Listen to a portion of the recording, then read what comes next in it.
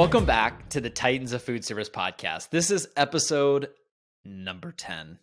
Today is a unique episode. I don't have any guests joining me, and I figured that every 10th episode or so, I would do just a check-in and talk about my experience thus far, and then also just current events and things that are going on in my life. But for those of you who have followed along through my first 9 episodes, one, thank you very much. I really appreciate it. And I set out to do this podcast because I wanted to help other people in the food service industry. Whether you're in sales and marketing, at a manufacturer, or even a broker or a distributor, I hope that you get at least one nugget or some sort of value out of this podcast. And I brought in a superstar lineup of people, from presidents to business owners to vice presidents, you name it. And there's been a lot of really great nuggets that I've taken away for sure and have applied to my own business.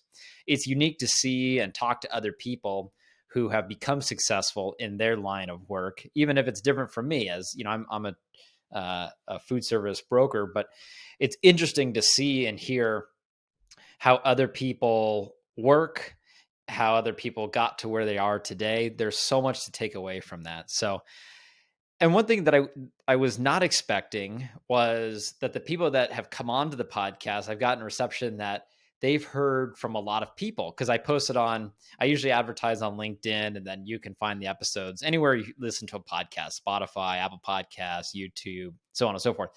But they've gotten some great reception from people within their network.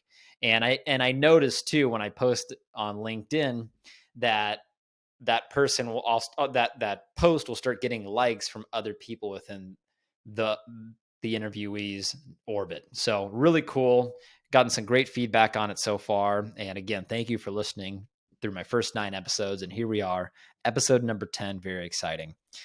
When I started to do this podcast, I really didn't know where I was to begin. But for those of you who want to start a podcast, what I did was I did a lot of research, and you start with the basics of one. I found a podcasting coach, somebody who could help me get this up started. And kind of the first steps were, have to have the equipment. I want to make sure that I provide a quality experience, both audio and visual. And so that is what I needed to do. Is I invested in a Sony ZV-1 camera. I got a ring light. I got a Shure, what is this? A Shure M7 or Shure 7 microphone for the podcast. I got an arm to hold the microphone. And by doing these little things to get it set up, it put me in a position to, then I could, just have people come on. I can turn on the lights, turn on the camera, boom, we're going to film it. And then what I do is I send that raw, uncut footage into a company that works with us to do the video editing, make short little 30 to 60 second clips. And they do a fantastic job. And if you wanted to start your own podcast, I would love to get you in touch with them. When it comes to video editing and all of that, that is completely out of my comfort zone. If I were to do that myself, it would take me a lot of time to figure it out. So really grateful for them. Stick to my strengths. Had the upfront work getting it set up, but now it's really just turn on the lights, film it, and then I have a team that can take care of the editing from there. So when I first started, I thought, this is something that I've wanted to do for a while. But when I sink my teeth into something, I have always had a long-term investment view. And what I mean by that, it actually all started back when I was in high school. I had about $1,200 to my name, and there was a penny stock. It was called Neo Media Technologies, I believe. And it was a penny stock. I think I was maybe my freshman or sophomore. And what they did was they actually invented, I think they invented, or maybe they were one of the early adapters of the QR code. And they had a reader that would read these QR codes. And I'm like, man, that is the future right there. And no one even knew what the heck a QR code was, but I figured I'm on the cutting edge. And I think it cost me per share maybe 2 or 3 cents. I mean, it was dirt cheap. It by true definition, it was a penny stock. So I put all my $1,200 into this one stock, and I figured this is the stock that's going to make me rich. It's kind of like the whole Bitcoin craze. A lot of people think it's the get rich quick scheme. And if you don't know what you're doing, which I had no idea what I was doing, you can lose your money, and you can lose your money very fast. So I put my money into this investment, and I figured I'd watch it grow. And from the day that I put that money in, the 2 to 3 cents, whatever it was, never went up another penny.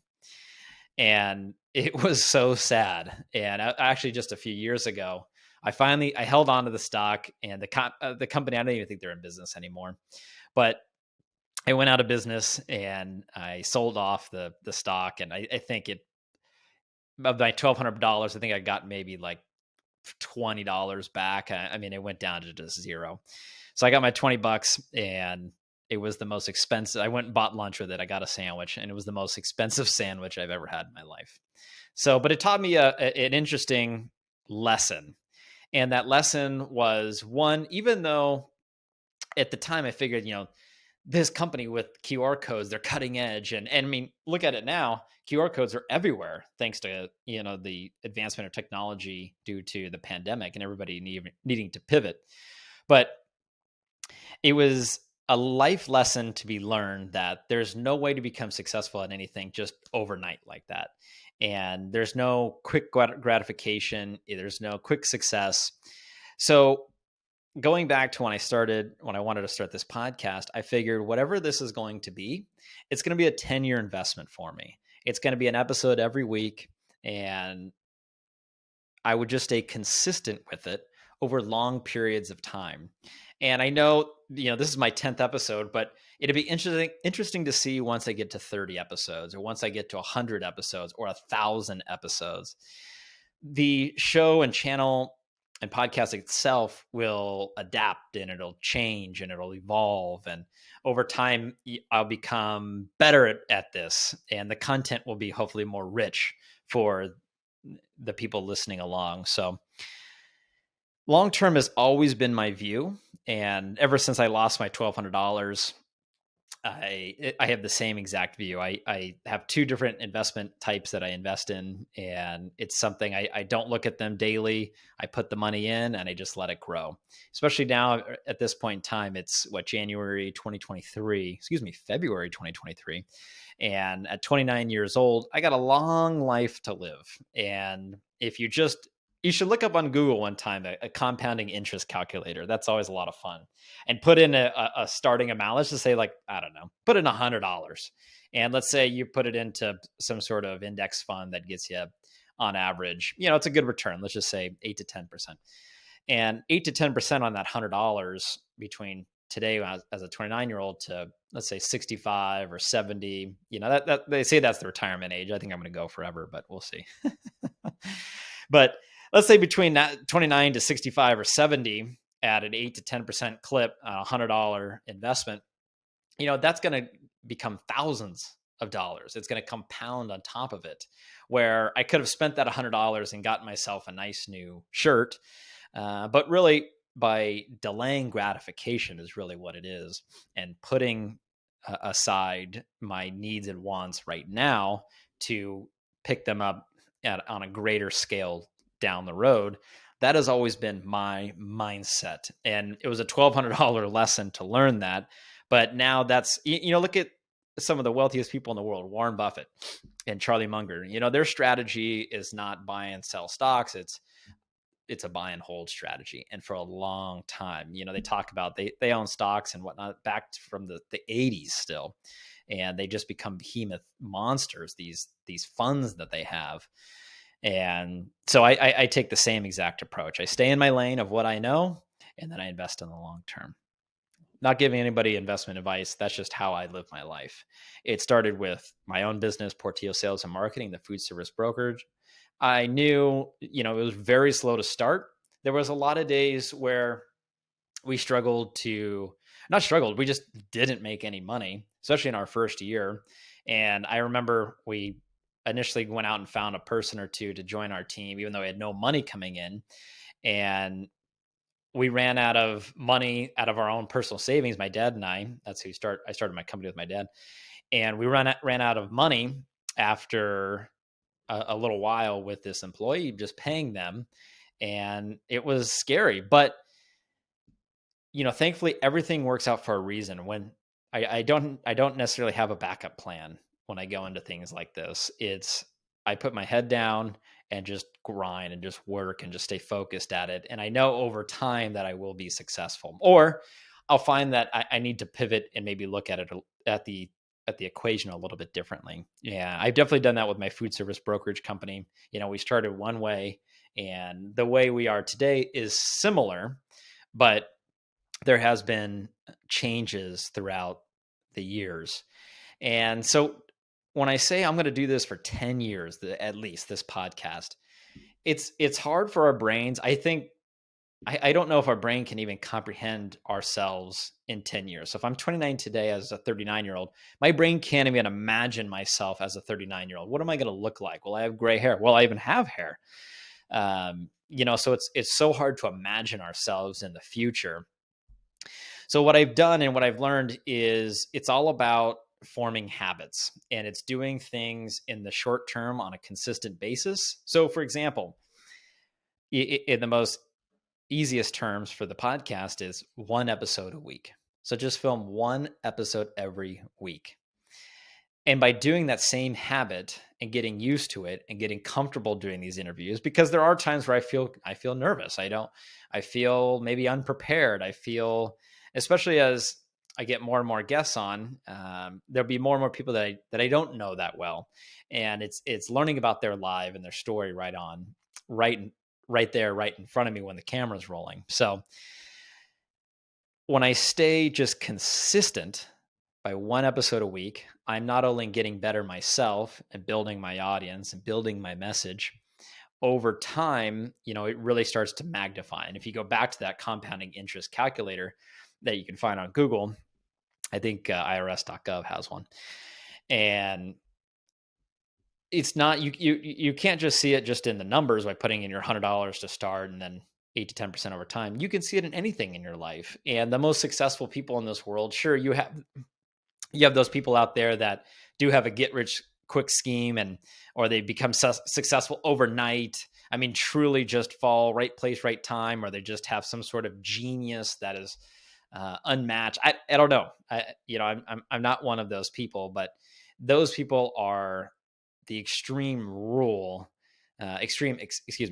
exception, not the rule. There's very, very, very, very few people of them, but there's many more people who do become successful in whatever that is. Maybe that's in becoming a painter. Maybe that's in becoming a contractor or a doctor or a lawyer, or heck, even a food broker. But it just takes time, and it's really around forming habits and doing the little things. And I actually have it here.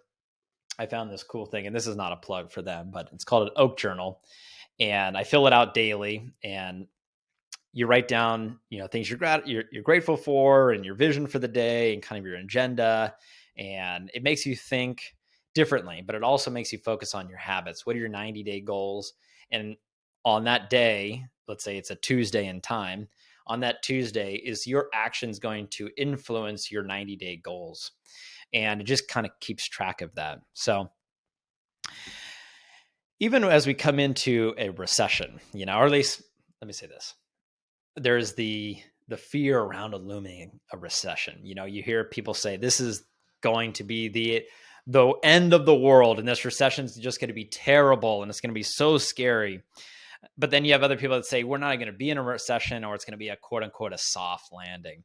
I've actually gone to seminars and met with other great minds around the economy, because I'm not an economist by any means. I can barely even say the word, but I found that people as a whole, the sentiment seems to be around more of a shorter term, mild to medium type recession, not necessarily a soft landing.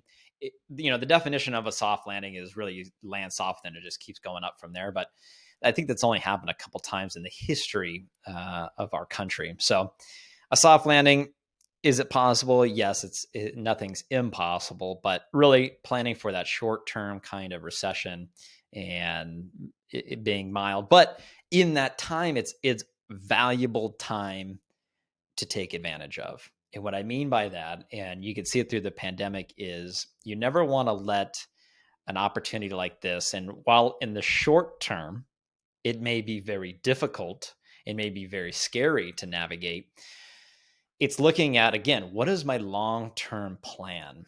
And let's say you're a stock investor and you're a long-term investor like myself, you might have things like a pandemic, or you might have things like the recession of 2008, 2009, where your stock just plummets or your stock just takes off and you have ripples along the way. But when it's a long-term view, those little ripples along the way don't look nearly as bad. And actually things continue to go up even though over the long term, even though you've had some downs. So the recession has provided a unique opportunity for a lot of individuals and a lot of businesses. There'll be a lot of businesses that, and we've already seen it, they are cutting their employee forces immediately. But there might be others who have different strategies, and everybody has a different strategy. But regardless, it is an opportunity for a lot of people and individuals to really come out on the other side even better. I've heard a quote one time, and I can't remember what it is verbatim, but essentially, those who become overnight successes, it's working through these times and really getting down to the brass tacks of, maybe changing your habits or making your business more systematized and better processes, whatever it may be.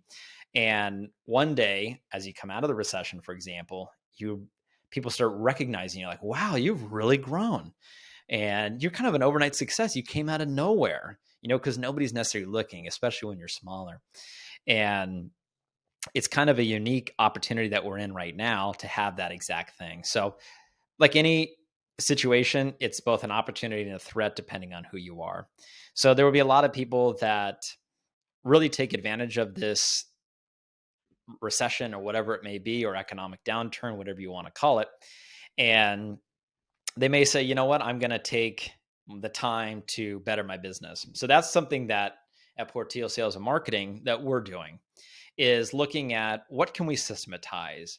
What can we maybe even delete, or what can we make more efficient or simpler, and take this time to make ourselves a better company? When we look at servicing a client or a customer, we always think, okay, this is their expectation of us, but how do we over deliver on that expectation? If the expectation is a line, I want to be above that line in terms of value that we drive to them. Because when you drive value greater than the level of expectation, the hope is, and it's not in all circumstances, but the hope is that those clients, one, they appreciate what you do. And for sure, there's a financial incentive being a commission sales team like we are, but that they share with their other colleagues, their other customers, the other, in my case, food service manufacturers that are similar to them, and say, hey, these guys and gals, they do a great job. And that's where, the business really grows. So when we look at it that way, it is really a time to review our business, review our systems, review our processes, and just get tighter on what we do. So that's really our focus as we come into this recession. And one of the big programs that we've rolled out is all around transparency for our employees. We call them our team members. And it's a salary enhancement program. So what we've done is we've incentivized our team, and this is the first year that we've done it here in 2023. We just rolled it out early in Q1, or should I say in January. And what it is every employee or every team member has the opportunity to make 6% of their base salary. Now, we have over 20 employees, so it's not by any means a small investment. It's an investment back into our team, but it's also an investment in communication, transparency, and it's also a way to say, we know what our goals and objectives are, and we're going to incentivize everybody to get to those. So the first half, the first 3% of the 6% is an individual goal. And each department has their own unique goals: sales, marketing, customer service, executive admin, directors, managers. Each one of them has a goal to hit. And then there's on the second half of the 6%, the other 3% is a team goal. And the team goal essentially is if everybody's pulling their weight on the individual side, you're getting compensated for that. But then you're also getting compensated really for the results. So we've really pushed our company to not be an activity-based company, more of a productivity-based organization. So it incentivizes our people to look big picture. Okay, how am I going to grow this manufacturer client, or how am I going to grow this piece of business, and how do I focus on the larger opportunities? In in food service, there's thousands. We're in California and in Nevada. There's hundreds, thousands of food service operators out there. And there's some that are gigantic. They have hundreds of units. Maybe it's a huge restaurant chain, but then there's also a lot that are maybe just a single unit. So it's really, the program is meant to prioritize, where should we be channeling our efforts? So it'll be interesting to see how the program goes, because our big, what we like to say is we deliver knowledge of and access to strategic accounts. In the broker world, everybody says, well, we work with operators. That's who we work with on the broker side. But we've gone and taken that and kind of expanded a little bit better, or I should say a little bit better. Everybody does it differently, but a little bit more. And it's really around the strategic accounts. So that encompasses your large impact operators, and then your second and third tier distributors. Now, every manufacturer's client is different. We have a customized sales plan based on the manufacturer. It's not a one size fits all. Some really want those large impact operators, and so we channel our focus there. Some really want the second and third tier distribution, so we channel our focus there. And then there's people, many who want a combination of both. We don't ignore the broadline distributors. That's a very valuable part of our business, and we really work with those impact operators to help drive business, to grow those broadliners' business on their behalf. So that is kind of a little peek under the hood of how we go to market. But this 6% salary enhancement program is a means to create transparency as well. How many of us go to work every day and we do a specific job, and we don't know how that specific job correlates to the overall success of the business, especially of thousands of employees? How do you know that what you are doing in that day and time affects the overall business? So what we want to do is put the transparency back into the business and say, here is what drives our economic engine. It's not a means to grade each other. It's a means to give more of an inside look as to what we really need to do to stay in business. And to stay in business and drive a profit. Those are two very important things for any company. And so our hopes with this program, especially through 2023, is, sure, we're going to make a sizable investment because we put the goals. Again, if you can imagine your level of comfort, we put it just above the level of the individual's comfort. So it's a stretch goal. It's a reach goal to get to that 6%, to get the total amount. And what's nice too, actually, this is a quick sidebar, is we've structured it so that it's a accelerating goal. So if there's 4 quarters in a year, we're in a calendar year, Q1, 2, 3, and 4. In the first quarter, you can get 10. All you have to do is achieve 10% of the overall goal. So for example, if you need to sell 100 widgets of something, in Q1, you only need to sell 10. In Q2, it's 20% of the goal. So you need to sell 20. So you have 10 widgets from quarter 1. You have 20 widgets from quarter 2 for a total of 30. And then Q3, you need 30% of the overall goal. And then Q4, 40%. So 10, 20, 30, and then 40%. And it's accelerating from Q1 up until Q4. So that way people can, especially when you're working with a restaurant chain, depending on the size, maybe they have an advertising budget. They want to put any items on television, or maybe they have tons of menus, and it operationally it takes a lot to change. So those types of sales take a lot longer of a process to close. So we want to make sure that our team has time to ramp up. That way we don't put it evenly throughout the year, because then you put so much pressure to succeed from day one, where really if you can achieve the total 6% goal, I mean, you were going to move some serious boulders, and that's going to move our company in the right direction. So we put this program in place. Again, big investment up front, but with a recession coming too, an economic slowdown, we already see with our numbers, they're softening a little bit. And I think in January overall, we ended up flat from January of 2021. But what we wanted to do, even with a turn down, is let's invest the dollars back into the people, back into our business, back into transparency and communication. Let's make sure everybody has the right keys to drive the car. And our hope is, as we come up and out of the recession, that we fall into that category of companies that it's the quote unquote the overnight success. Like, where did these guys and gals come from? And it starts with habit forming. It starts with doing the little things first in the short term and just compounding on those over the long term. So it's what we like to call it a systematizing our processes. So looking at our overall business and to help achieve the salary enhancement program, our leadership team, it's really looking at what are the things that we do today that are low income producing activities. So that might be dropping off a sample, for example, in our line of work. So it's how do we systematize, write down all of the challenges to dropping off a sample, especially if you're in Southern California or Northern California, the geography is so great. So from getting point A to point B, you're going to go through traffic. That's just a fact of life. And there's a cost. Gas is it's the most expensive in California compared to any state.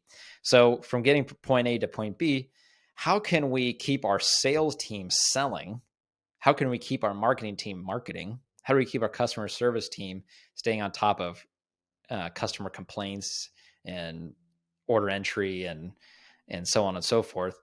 And how can we systematize that process so that we can, instead of focusing on just delivering one sample, how do we get 10 all at once? Or how can we get 100? So it's looking at systematizing a process to make it a lot easier so that we can focus on the one thing, which is the salary enhancement program. Keep the one thing the main thing.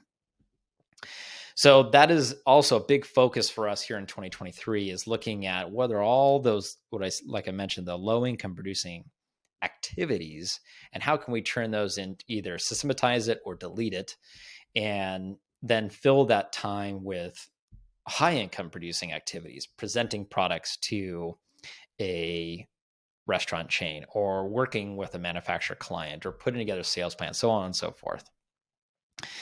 And it was really hard to do this. And I know it depends on, the company as well, but some of the manufacturers that we've dealt with over the past, as well as when we first started out, it's hard to, when you're at from $0 to about $1 million in sales.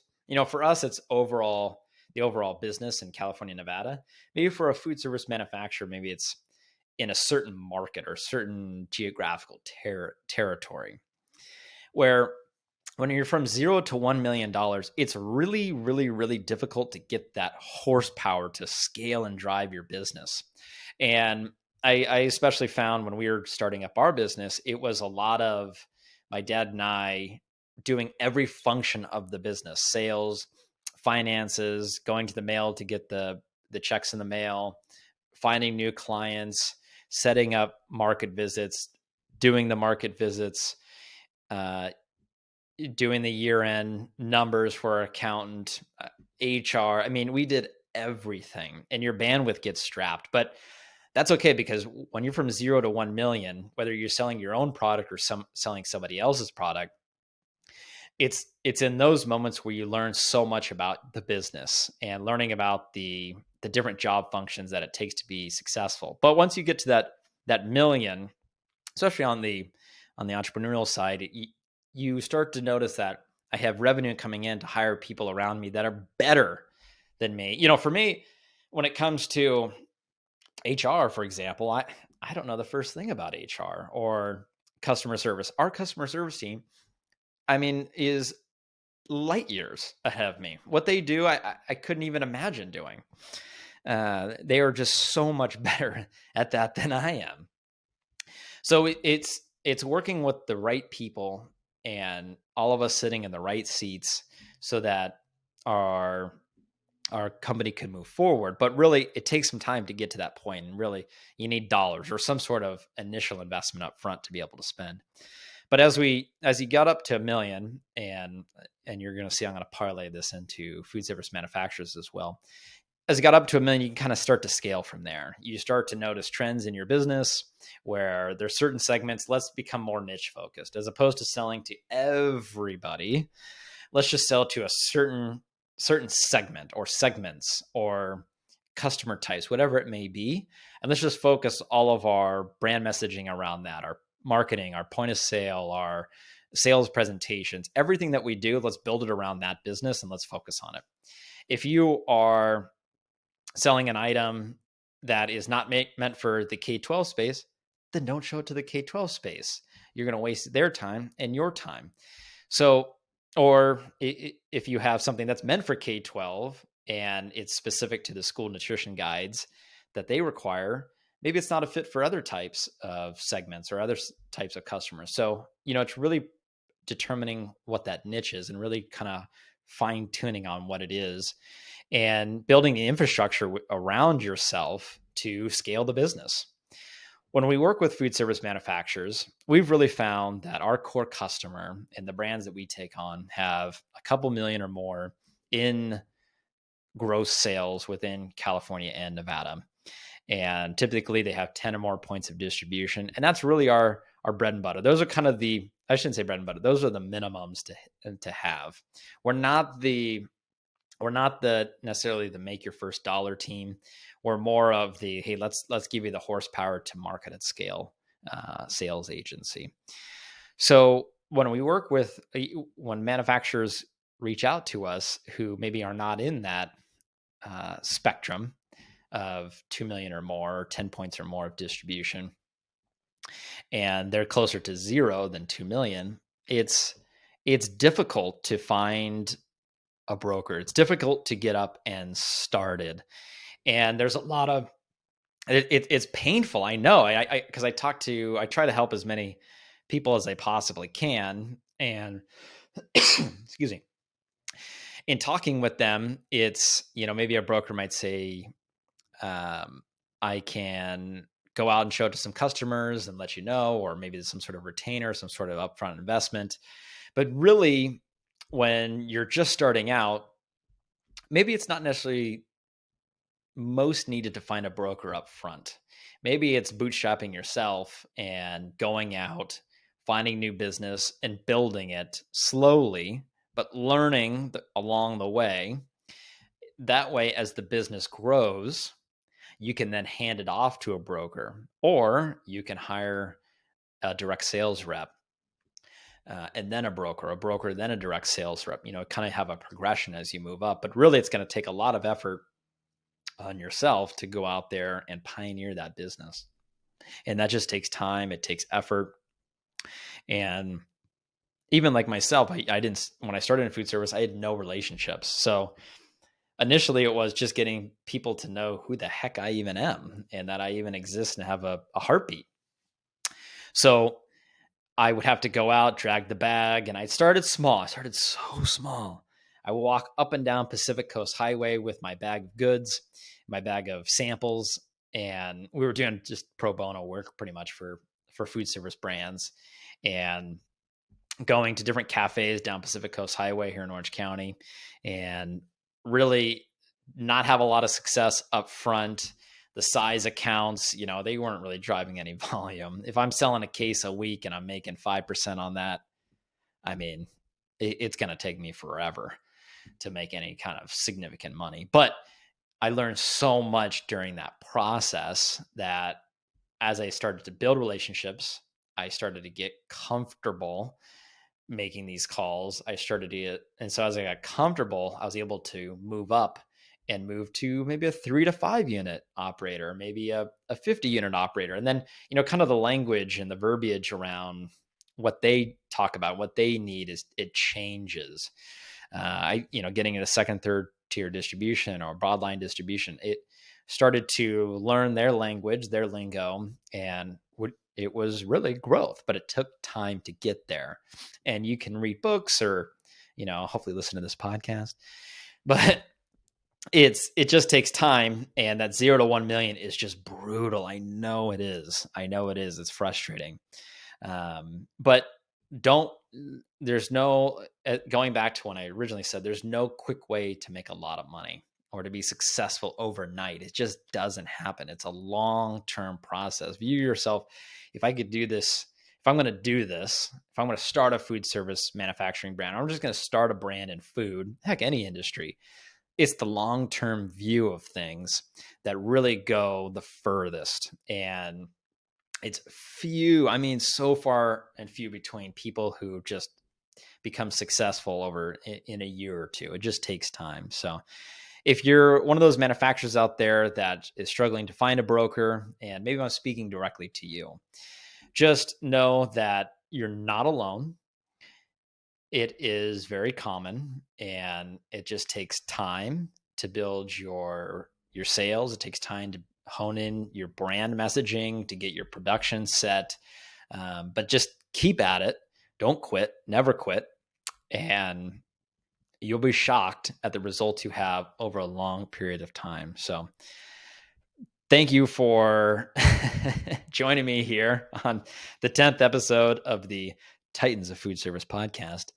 I really enjoy doing these, and I hope that you too find some value out of it. And until next time, episode 11, thank you for listening.